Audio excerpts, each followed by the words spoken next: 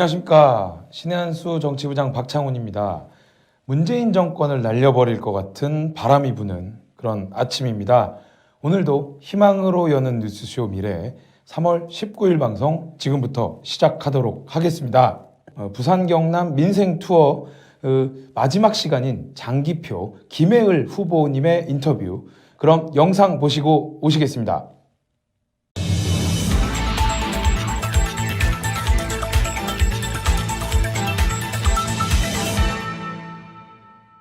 네, 시청자 여러분, 저는 좀 전에 박한수 의원님 인터뷰를 마치고 김해을로 넘어왔습니다.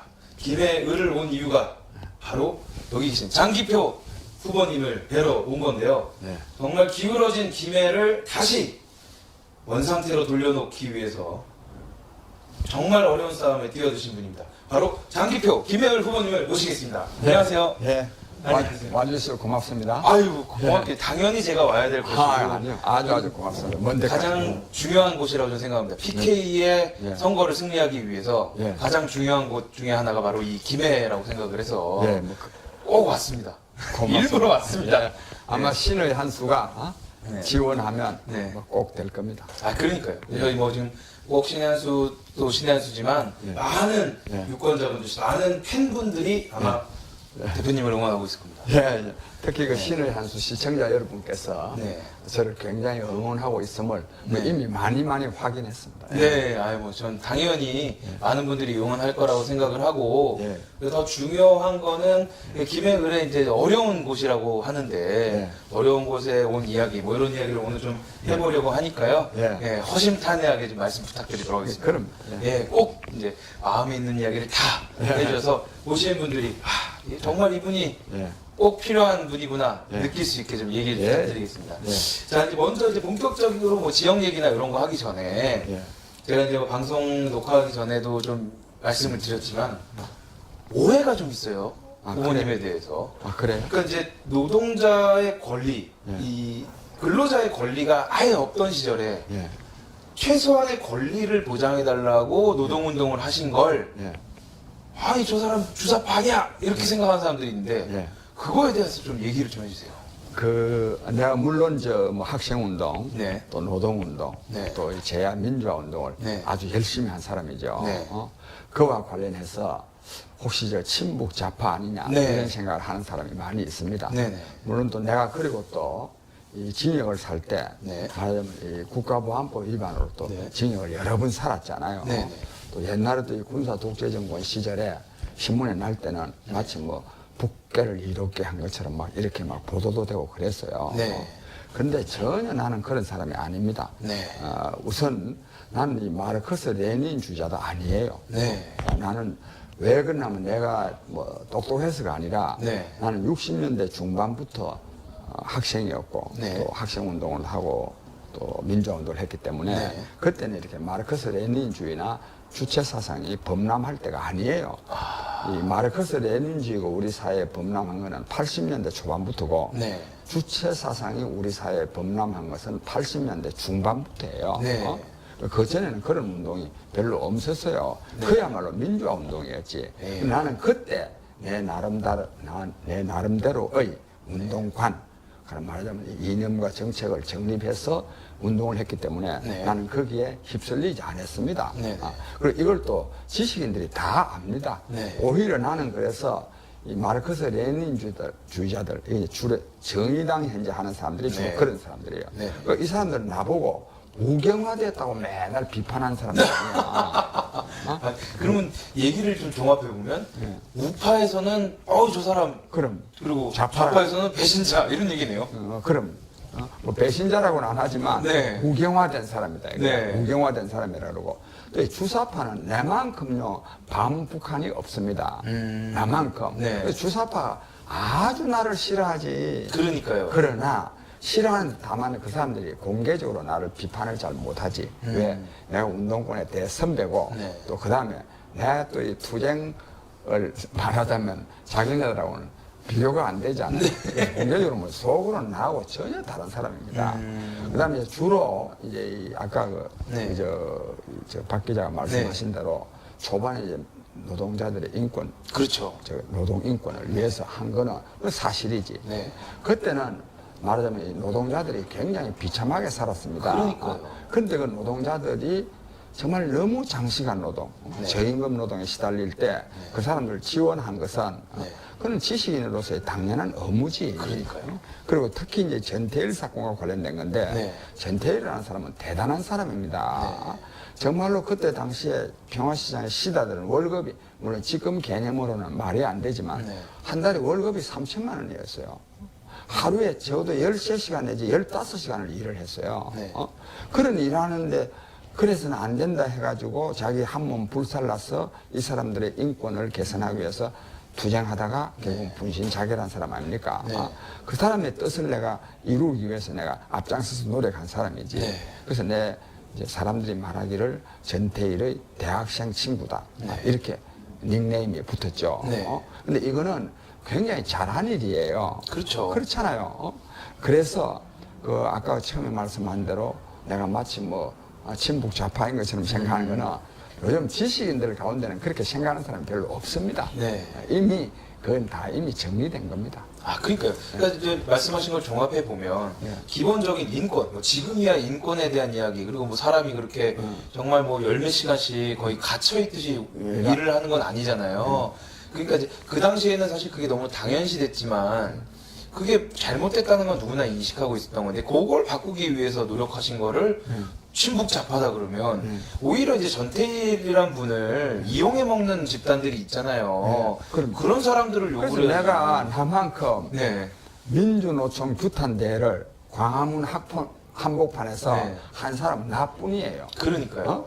민주노총을 규탄하는 말은 많이 하지만 네. 그걸 광화문에서 국민대회를 개최한 사람 있나요? 없죠. 민주노총. 그 다음에 내가 민주노총에는 전태일이 없다고 내가 말한 거야. 이 글도 막 써놨어. 네네. 페이스북에다 다 네, 글을 알고 있습니다. 그러니까 민주노총은 전태일을 팔아서 그러니까요. 먹고 사는 사람들이거든. 그래서 그런데 나보고 뭐 친북 좌파라 하면 이 말이 되겠어요? 그러니까요. 정말 아마 그런 말은 앞으로는 안 나올 겁니다. 그러니까 저는 시청자 여러분들께서 좀 확실하게 알고 계셔야 될 부분이 바로 이런 것 같아서 제가 이제 이걸 질문을 드린 거고 여러분들이 오해를 하셨다면 오해를 좀 푸시고 아 이분이 원래 그런 분이 아닌데 누군가가 이렇게 거짓말을 했구나 이렇게 생각하시면 된다. 또 그 다음에 네. 민주노총 조합은 또 있지 않겠어요. 네. 근데 내가 왜 민주노총을 규탄하느냐 하면 네. 민주노총은 우리 사회의 최대 기득권층입니다. 그러니까요. 평균 연봉이 7천만 원이 넘습니다. 평균 연봉이. 그런데 현대중공업, 현대자동차의 대기업들이 있잖아요. 그건 평균 연봉이 9천만 원이 넘어요. 현대자동차는 몇 년 전에 평균 연봉이 9,600만 원 아니에요. 네. 9,600만 원이 애 이름입니까? 그러니까요. 그렇게나 말하면 우리 사회 기득권층 네. 엄청나게 월급을 많이 받음에도 불구하고 매년 월급 인상을 요구해가지고 또 투쟁해가지고 파업해가지고 네. 국가적인 경제적 손실을 초래하고 있지 않습니까? 그러니까요. 그것뿐입니까? 주 52시간 문제 네. 예를 들면 이런 문제를 가지고 저거하고는 또 별로 또 해당도 많이도 안 돼. 이미 저거는 충분히 노동 인권을 누리고 있거든. 그러니까요. 그런데도 말이야 저거가 무슨 놈 우리 사회에 구원자이냐 그걸 가지고 광화문에 나와서 그냥 데모하거든. 네. 그러면 주로 이제 울산에서 많이 올라와요. 그렇죠. 차비 한 푼 안 들이지. 네. 벌써 다 조합해서 조합 회비로 가는 거. 또 점심값도 한 푼 안 내죠. 네. 그것도 그날 서울 와서 데모했다고 또 월급 한 푼 깎이는 것도 없지. 그렇죠. 일 안 해도 깎이는 거 없단 네. 말이야. 그래서 서울 와서 큰 소리 하면 빵빵 치고 내려간다 이게. 네. 내가 이걸 그냥 두고 보겠어요? 아니죠. 그러니까 내가 규탄을 한 거지. 네. 그 다음에 더 중요한 것은 민주노총 조합은 대기업 노동자들의 이러한 이 기득권, 특권 때문에 네. 하청기업들, 중소기업들의 노동자들의 임금이 더 낮아지고 있단 말이에요. 그러니까요. 그렇잖아요. 그렇죠. 왜? 현대자동차 노동조합 월급이 자꾸 올라가면 네. 현대자동차 경영진은 어떻게 하느냐? 납품 단가를 낮추는 거야. 네. 왜? 임금을 많이 주니까. 납품 단가를 낮추니까 납품하는 회사가 하청기업에 일하는 사람들의 월급은 더 줄어지잖아요. 네. 이건 내가 지금 하는 소리가 아닙니다. 이건 공지의 사실입니다. 이는 상식이요, 이게. 그러니까요. 이걸 그냥 두면 되겠어요, 이거? 안 되죠, 당연히. 그래서 내가 규탄하는 거란 말이에요. 네. 그래서 그 다음에 또 민주노총은 그러면은 이래 하면 저는 잘 사는 세상이냐? 그게 아닙니다. 이런 것을 바로 잡아야 자기네들의 인간다운 삶도 이루어지는 거예요. 그렇죠. 그다음에 끝으로 나 민주노총과 관련해서 내가 민주노총을 규탄하는 것은 꼭 민주노총이 기득권을 계속 유지하면서 네. 그걸 강화하기 위한 뜻만 있는 것이 아니라 네. 민주노총은 노동운동의 대의를 상실하고 있는 거야. 네. 노동운동의 대의는 두 가지입니다. 하나는 뭐냐면 노동자 전체의 이익을 위해서 노력해야 되는 거야. 그렇죠. 민주노총 조합은 지금은 뭐 지난번에 한 뭐 80만 명 됐는데 요즘 한 100만 명이 넘었다고 그러잖아요. 이제 문재인 정부 들어서서 네. 노동자 임금 노동자가 우리나라 전체 1,800만 명입니다. 네. 1,800만 명 중에 100만 명이 저가 무슨 노동자 대표요? 아니잖아요. 그렇죠. 이 노동자 전체의 이익을 위해서 투쟁하는 사람들이 아닌 거야. 그러니까요. 그래서 비난받아야 되고 다른 하나는 노동운동은 네. 노동운동은 노동 자체 속에서 보람과 기쁨을 누리면서 사는 것이 기쁘다고 생각해가지고 네. 그런 방향으로 운동을 해야 됩니다. 네. 맨날 임금 인상, 돈, 이런 자본주의 운동이에요. 그러니까요. 그렇잖아요. 네. 그래서 노동운동의 대의에서 벗어나서 노동운동을 하고 있기 때문에 네. 내가 저걸 규탄하는 거지. 그러니까 그런 걸 이제 종합적으로 얘기 들어보면 아니 왜 우리 후보님이 친북 좌파라 그랬는지 정말 이해가 안 된다. 이렇게 좀 정리를 해도 됐겠네요. 그럼요. 아 그러니까요. 여러분들 이 방송을 보고도 오해하시면 도대체 네, 우리 편이 아니라고 생각해도 되는 거 아닌가 이런 생각이 들고 자 여덟 편은 없어. 편가르잖아. 네 알겠습니다. 자 그럼 이제 지역 얘기로 이제 넘어가겠습니다.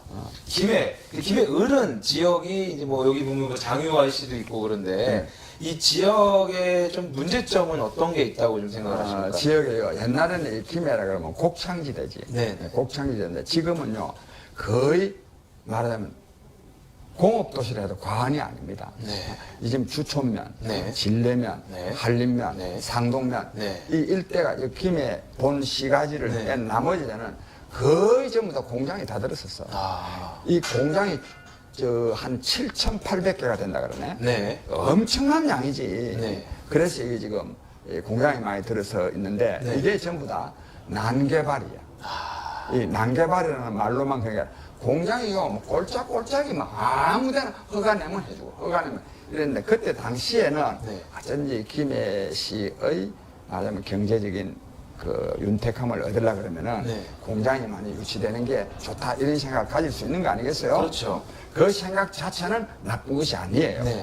나쁜 게 아닌데 그걸 갖다 공장 한두 개 들어올 때는 뭐 그렇게 넘기지만은 공장이 도처에 들었을 때는 저도 김해시를 운영하는 사람들은 네. 판단을 해야지. 그러니까요. 이런 식으로 공장에 들었으면 이게 나중에 엉망되겠다. 네. 이래가지고 이거를요 공업단지를 별도로 조성을 해가지고 그러니까요.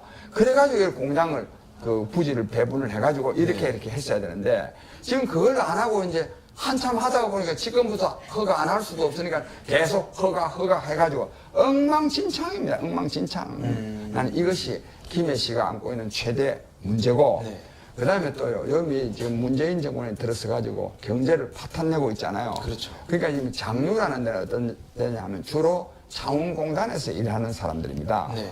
그러다 보니까 지금 창원공단이 지금 거의 지금 조업이 지금 뭐 한 60, 70%로 지금 떨어지고 네. 있고 특히 두산중공업 같은 데도 지금 한 50% 정도로 지금 떨어지고 있잖아요. 네. 그 탈원전 네. 사업으로 말미암아서. 네. 그러니까 지금 이 장류 같은 데는 지금 한국 경제 전체의 말하자면 파탄 상태로 말미암아서 네. 굉장히 지금 불안한 상황에 있죠. 그런 것이 큰 문제입니다. 안 그래도 지금 그 의창구에 박한수 의원님 만났을 때 그 얘기를 했거든요. 거기 이제 지역구시니까. 두산중공업이 휴업을 결정하고 그러면서 지역 주민들이 엄청 고통받고 있다. 근데 좀 이 장유에도 출퇴근하는 분이 많다는 얘기는 탈원전 정책이 이곳 김해에도 타격이 있다는 얘기네요. 그럼요. 탈원전 정책뿐만 아니라 네. 전체적으로 지금 우리나라 지금 산업이 지금 굉장히 어려움에 직면해 있잖아요. 네. 그러니까 특히 김해 또 네. 김해가 이제 인구가 약 한 뭐 50만 명이 넘는데 네. 주로 이제 농사 짓고 사는 사람들이 아니고 네. 다 고사에 일해서 사는 사람들이기 때문에 어렵죠. 그러니까 이런 소득주도 성장이라든지 뭐 탈원전 정책, 이 경제 정책 실패로 인해서 고통받는 분들이 당연히 제가 생각할 때 이번 선거에서 후보님을 선택하지 않을까 나는 생각을 선택하기도 하고 네. 또 미래통합당을 선택하게 돼요. 아 그렇죠. 이번 선거의 최대 과제는 뭐냐면 네. 국정을 파탄내고 있는 문재인 정권을 심판하는 정도를 넘어서 네. 끝장을 내야 됩니다. 그러니까요.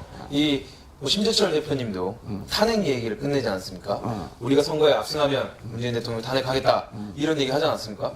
당연히 지금 나라를 이렇게 망가뜨리고 있는데 뭐 좀 이렇게 열심히 뛰시는 분들이 국회로 들어가서 문재인 정권 그냥 딱 끝내고 바로 국민의 행복을 다시 되찾아주는 그런 탄핵해야 역할을 됩니다. 아 그러니까요. 탄핵될 겁니다.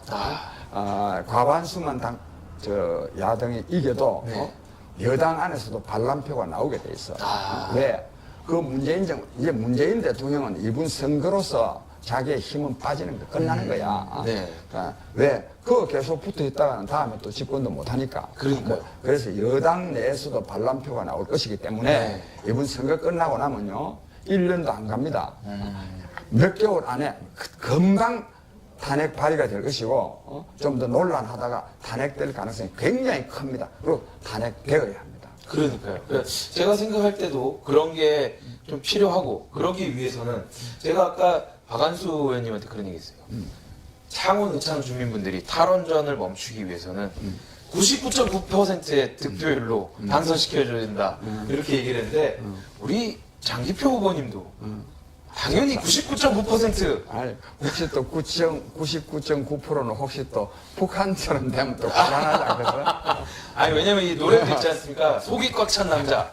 그래. 네, 우리 장기표 후보님이 속이 꽉 찬 남자가 되려면 예.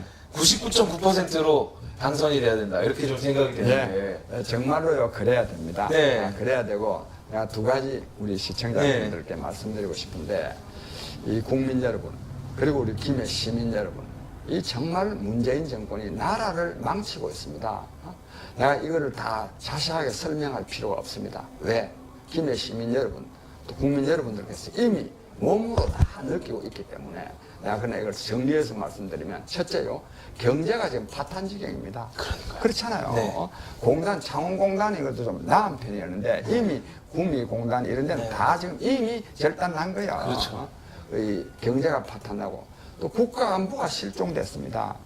지금 이 정경두 국방부 장관은 대한민국 국방부 장관인지 북한의 조선민주주의 인민공화국의 국방부 장관인지 알 수가 없어요. 네. 심지어는 문재인 씨는 대한민국 대통령인지 북한 김정은 위원장 대변인인지 모를 정도가 지금 되어 있는 거야. 그 안보가 실종되고. 그 다음에 또 외교적으로 엄청나게 고립되어 있습니다. 그렇죠. 또 코로나19 때문에 네. 더 그런 데다가 또 교육도 지금도 난장판입니다. 붕괴가 되고 있습니다. 그렇죠.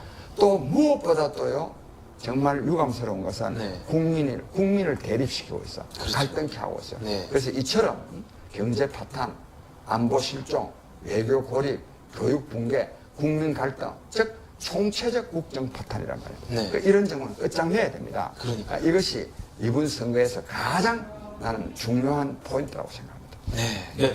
여러분들도 다 공감하시고 누구나 다 이해하실 수 있는 이런 얘기를 해주시죠. 이렇게 딱 준비된 후보 아니겠습니까? 우리 장기표 후보님이 예. 이런 분을 안 찍어주면 도대체 누가 국회에서 일을 한다는 얘기예요. 그랬어요. 네. 근데 여기다가 네. 내가 또 하나 이제 강조하고 싶은 것은 네.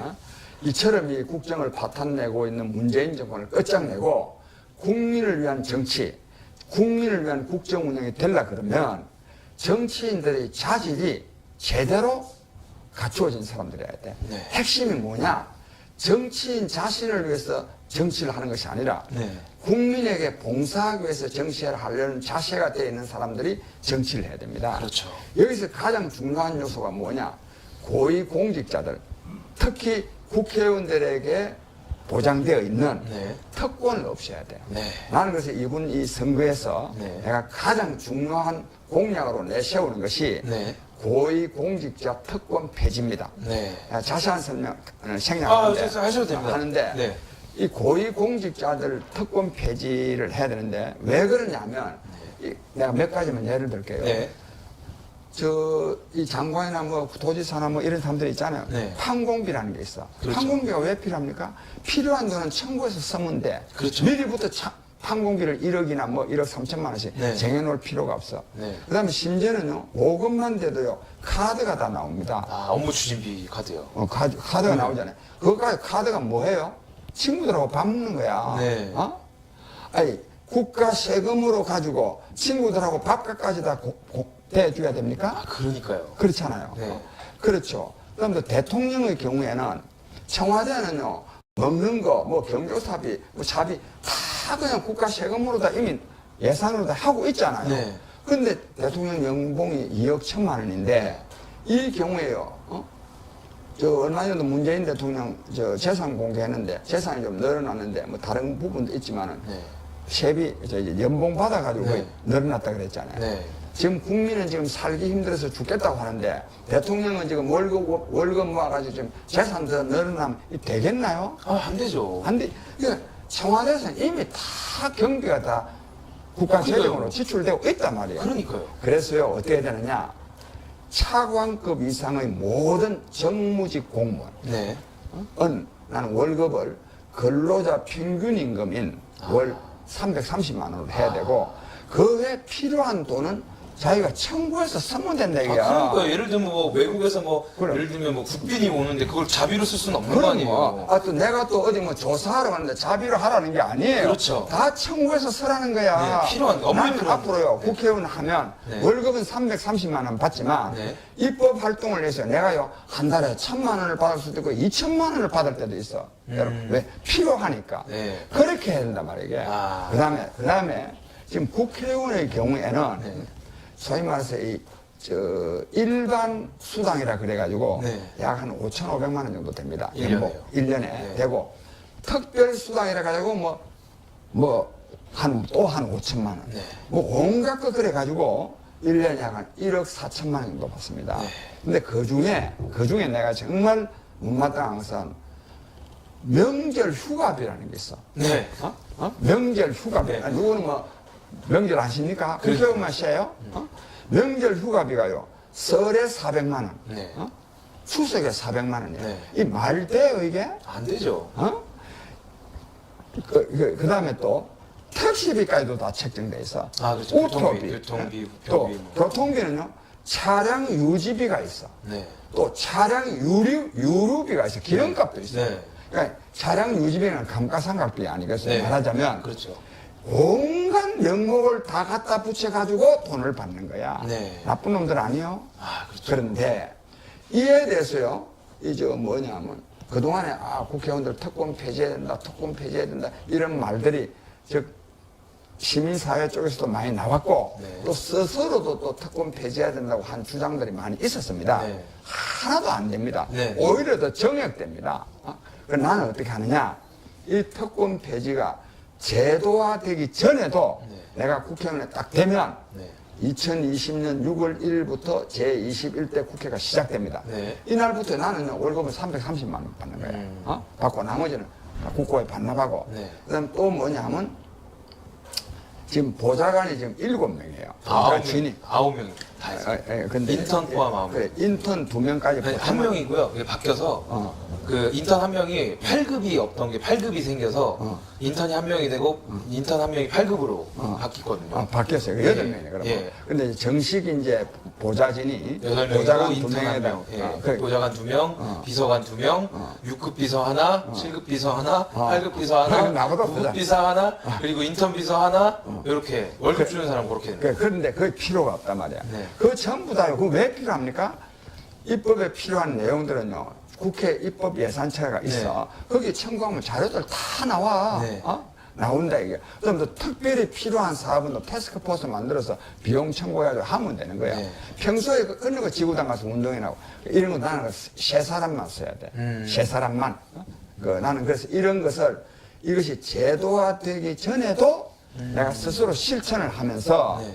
다른 사람들도 하게 할 겁니다. 네. 합니다. 그러고 또 한 사람이라도 이걸 스스로 실천을 하면 네. 자기네들 그거 안 따라오면은 국민들이 비판할 거 아닙니까? 비난 받게 돼 있지. 네. 나는 또 그렇다고 내 혼자 잘난 척하고 처음부터 그러는 게 아니라 네. 하면서도 내가 나이도 묵고 하니까 많은 사람들이 이걸 또 연락을 해가지고 만나가지고 네. 그래, 이걸 하자. 네. 국회의원의 특권이 없어야 네. 국정감시를 제대로 할 수 있는 거 아니겠나 네. 이렇게 해야 됩니다. 네. 그 다음에 내가 또 국민들한테 한 말씀 드리고 싶은데 국민 여러분 그리고 김해 시민 여러분 이 나라가요 공무원 천국입니다. 공무원 천국. 왜 그러느냐? 공무원들 앞서 말씀드린 대로 엄청난 지금 특권을 누리고 있습니다. 옛날에는 공무원들이 사기업체의 임금의 한 반 내지 많아도 70% 정도밖에 안 됐습니다. 요즘은요 사기업보다도 더 공무원 월급이 더 많습니다. 그래서 우리 젊은이들이 어떠느냐? 전부 다 공무원 되려고 그러는 거야. 뭐 행정학과를 나왔거나 법학과를 나온 사람만이 아니라 어떤 과를 나왔든지 대학에서 무슨 공부를 했든지 공무원 시험 치러가는 거예요. 그럽니다. 그래서 어떤 말이 지금 유행하고 있느냐 하면 공시족이라 그래. 공무원 시험 치는 족속들. 네. 이 공시족이라는 말이 유행할 정도로 공무원 사회가 되어 있습니다. 네. 이런 나라가 때가 되겠습니까? 공무원은요, 공복입니다. 공복. 공적인 복자는 무슨 복자냐? 좋은 복자입니다. 좋은 복자. 즉, 공적인 머슴이 공무원인데, 이 나라는 공무원이 주인이 되는 나라에서. 네. 그래서 우리 김해만 하더라도요, 김해도 그렇고, 중소도시에 딱 내려가지고, 여기에서 딱 내려가지고 딱 쳐다보는데, 반듯한 건물은 뭐냐? 전부 다 공공건물이에요. 반듯한 건물은. 네. 국민 여러분, 이런 나라 만들면 되겠습니까? 저 장기표가 이번에 국회의원이 되면 우선 이 공무원, 이 특권들, 고위공직자의 특권을 폐지되지 않을 수 없도록 제가 반드시 만들어냅니다. 그리고 공무원 천국 되면 안 됩니다. 또 내가 그 말씀까지 드릴게요. 네. 그 다음, 말씀 남김에 들어가면, 네. 공무원 연금은요, 국민연금은 평균이 약 한 48만 원입니다. 네. 이건 매년 조금씩 정대가 돼서 네. 평균이 그렇고 최고가 얼마냐? 국민연금 최고 수령액이 210만 원입니다. 최고 수령액이 이제 처음부터 오래 부었던 사람이. 생각보다 얼마 안 되네요. 얼마 안 돼. 그런데 공무원 연금은 얼마냐? 평균이 270만 원이야. 그리고 최고는 얼마냐? 720만 원이야. 공무원 연금은. 이래가 되겠습니까, 이게? 그래서 이 나라를 이렇게 하면 안 됩니다. 근데 이거를요, 바꿀 사람이 없습니다. 저 장기표가 바꿉니다. 꼭 바꿀 수 있도록 예. 지역 주민분들이 제가 아까 말씀드렸죠 99.9 네, 99.9% 속이 꽉 찬 남자로 만들어 주셔서 이런 특권들 물론 필요한 부분이 있다면 그거는 얼마를 쓰든 국민들이 아무 말 안 하잖아요. 예. 불필요하게 나가는 돈이 많기 때문에 국민들이 기분이 나쁜 거잖아요. 또 하나 내가 거기다 덧붙이면 국민 여러분, 우리 김해 시민 여러분, 대한민국 예산은요 먼저 보는 놈이 임자입니다. 대한민국 예산은 전부 다 예산 빼먹기 경쟁입니다. 대통령부터 국어 공무원까지 전부 다 예산 빼먹기입니다. 돈을 예산을요 쓸 데가 없어가지고 온갖 군데다가 씁니다. 네. 온갖 군데다. 이거 막아야 안 되겠습니까? 네. 심지어는요 기업하는 사람들도 국가 예산을 빼먹을 수 있는 기업을 해야 기업이 됩니다. 이런 나라가 됐습니다. 이런 나라가 때가 되겠습니까, 이게? 안 되죠. 저 장기표가 바로 잡습니다. 그래서 제가 솔직히 말해서 국회의원 하나 되려고 한 것이 아니라 이런 것을 바로 잡기 위해서 제가 국회의원이 되려고 하는 겁니다. 반드시 제가 이걸 이룹니다. 네, 아유, 박수 한번 쳐야 되겠네요. 네. 아마 지금 이제 이건 녹화하기 때문에 실시간 시청자 반응은 이제 나중에 방송되는 시간에 직접 아마 채팅을 보실 텐데 여러분들 응원 많이 부탁드리고요. 의견도 많이 남겨주시면 이건 녹화하기 때문에 생방송 때 후보님께서 여러분들이 남기는 의견을 직접 보실 테니까요. 의견도 좀 많이 남겨주시고 그리고 꼭 적극적인 지지. 김해 을에 사는 사람들한테 이분 안 되면 2년 끊겠다. 뭐 이런 얘기도 좀 하면서. 그 다음에 하나 또 보태면 국민 여러분, 또 우리 김해 시민 여러분, 제가 이 선거운동 때문에 지금 김해 온 지 한 5일 정도 아마 되는 것 같습니다. 정치가요, 개판입니다, 개판. 지금 이 비례대표 문제로, 그동안에 지금 뭐 공수처 만들고 하다가 지금 뭐 4+1이 그래가지고 꼼수 부려가지고, 말은 연동형 비례대표제를 만들었지 않습니까? 근데 여기에 이제 반발해가지고 이제 미래통합당에서는 미래한국당을 또 만들었잖아요? 또 그러니까 또 이 정작 또 이 여당이 말이요. 또 이 뭐 연합정당이 이렇게 해가지고 또 이걸 만듭니다. 이건 한마디로 해서 개판입니다. 네. 그 연동형 비례대표제 선거제도 만드는 건 허탕이 돼버린 거야. 네. 국민 여러분, 저 사람들한테 맡겨놓으면 맨날 이렇습니다. 저 장기표는 바로 저런 정치를 해서는 안 된다고 해가지고 이때까지 저런 정치에서 안 간 사람입니다. 근데 이분이 왜 그러면 제가 미래통합당에 참여했느냐? 두 가지 이유가 있습니다. 하나는 뭐냐?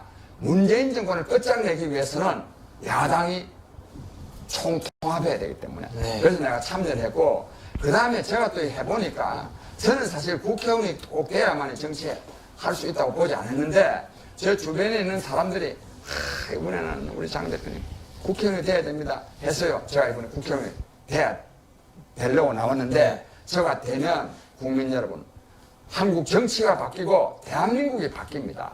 저는 50년 동안 정말 모든 국민이 정말 경제적으로 안정되고 사회적으로 평화로운 가운데서 자기가 하는 일에서 자아실현의 보람과 기쁨을 누리면서 행복하게 살 수 있는 그런 나라를 만들 수 있는 방안을 만들어 왔고, 또 그렇기 때문에 제가 정치를 합니다.